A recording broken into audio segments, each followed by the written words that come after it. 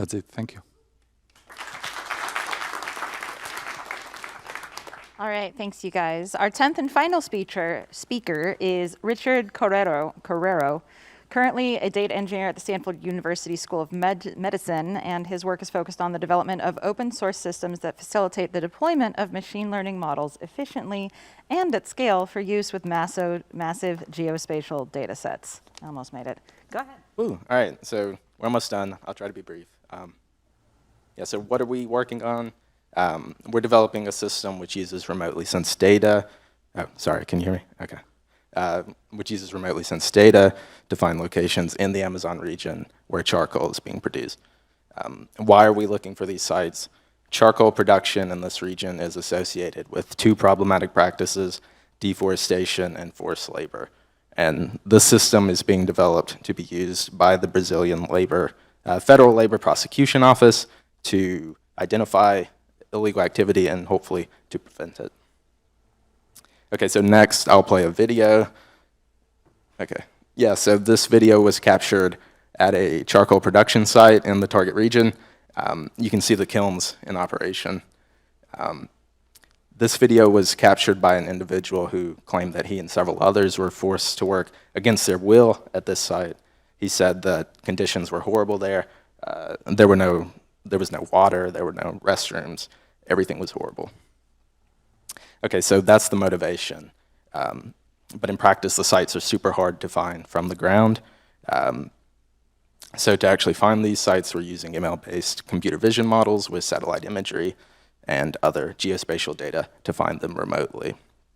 And I've developed a purpose-built geospatial data pipeline to deploy those models at scale. Okay, that's easy to say, but in practice, there were several challenges which had to be overcome to deploy this model. Firstly, there was no existing data set. We had to actually find charcoal sites from which to produce a data set, which we did using Google Earth. The historical imagery catalog particularly made that process easier. The other challenges had to do primarily with deployment. We needed to deploy these models at scale. The target region is massive and covers hundreds of millions of hectares. And we needed to run these models daily. The Brazilians want to find new sites as quickly as possible so that they can not only stop illegal activity, but hopefully prevent it before it occurs. Okay, and that leads me into LightPipe. So this is a free and open source Python package I'm developing using many of the insights from this and other projects. It's designed to efficiently create analysis-ready samples from georeferenced data for use with computer vision models. It's designed to scale effortlessly. It's lightweight, it's super fast, but it's still under development. So any feedback would be greatly appreciated. Yeah, and again, my name's Richard. And please check out the Human Trafficking Data Lab. They're doing really good work. Thanks.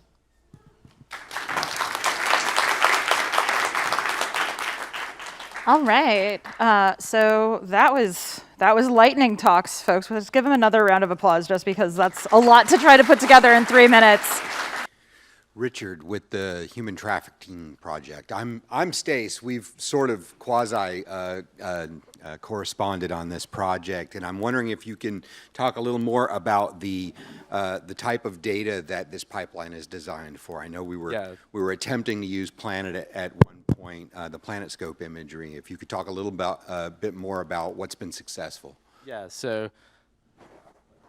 Yep. You can hear me? Okay. Yeah. So this package is designed to work with any sort of raster files, geotiffs. It also works with vector files. So, if you wanted to feed in vector files as a feature, that's possible with this package. Does that answer your question? Anybody else? Hi there, I'm Noel. Most of you know that because I work on a lot of your projects. What can we do to make your life easier? Yeah, so I can answer that. you can download this package and see if it works, try to find any bugs, and try to use it to do interesting things. And if anybody else wants to answer, that's up to them. That's a pretty low bar, so, That's all I ask. okay. Question. We got a thumbs up from Noel. Anybody else? Anybody else got questions for these awesomely talented people? Yes. Oh, thanks. So, hi, I'm Kim. I work with Richard at the Stanford Human Trafficking Data Lab.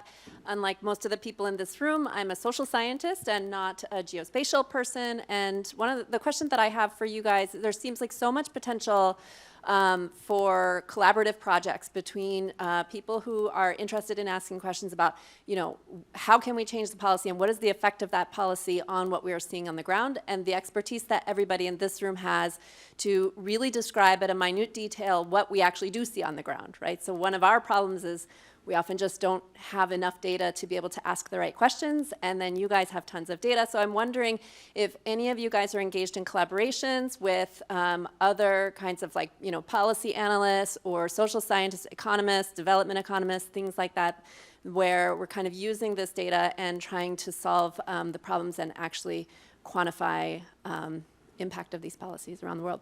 Let's give them one more round of applause, please.